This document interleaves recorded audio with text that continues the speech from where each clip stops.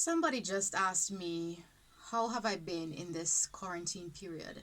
And that's something I've been thinking about a lot, actually. How have I been in this quarantine period? How have I been during this pandemic? Now, of course, here in Barbados, it started in March, and we were in lockdown for a while before, of course, they started to ease restrictions. But looking back, I realized that God has allowed me to learn so much. I've soaked in so much in that period, and I've heard people say that as well, that they've been stretched out of their comfort zone. There are projects that they started working on, there are skills that they had that they started to hone, and how much they've launched out and branched out into doing bigger, better, and newer things. And I'm just so thankful for this. I'm thankful for what God has taught me. I've learned even more about purpose. I've learned even more about using my gifts, and I've even God has stretched me to do even more than I ever thought possible.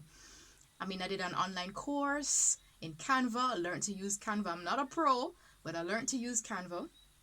I also wrote an ebook. I didn't plan on writing an ebook. It was published, it was launched. I actually built my website. I've built my husband's website.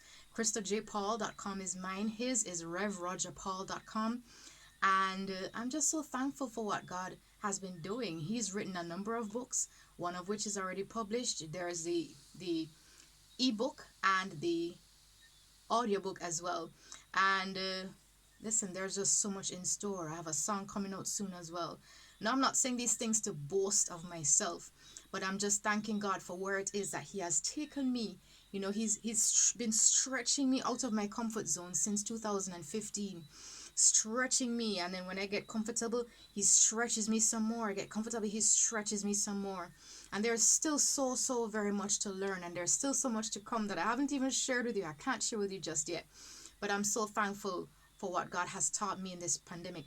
And even as I look at what people are going through, and it is through this struggle that they have become resilient. It is through the struggle that they have learned, and God has also stretched them out of their comfort zone to go to a higher level of purpose. I believe, and I've always said this, I believe that we're all made for a purpose. And it is through this purpose, through using our gifts, that we accomplish this purpose. And it's through this purpose that we do His will and plan for our lives. So whatever it is that you have in store, whatever thoughts you have right now, write it down. Write it down, so that even 2 years from now, in 2022, you can look back and say, you know what? Oh yeah, that was the vision I had. Or you can look back and say, this is what I accomplished. And you can even write down what it is that you are learning in this pandemic, what it is that you realize that you the skills you have honed, and what it is that you've been stretched out of your comfort zone to do.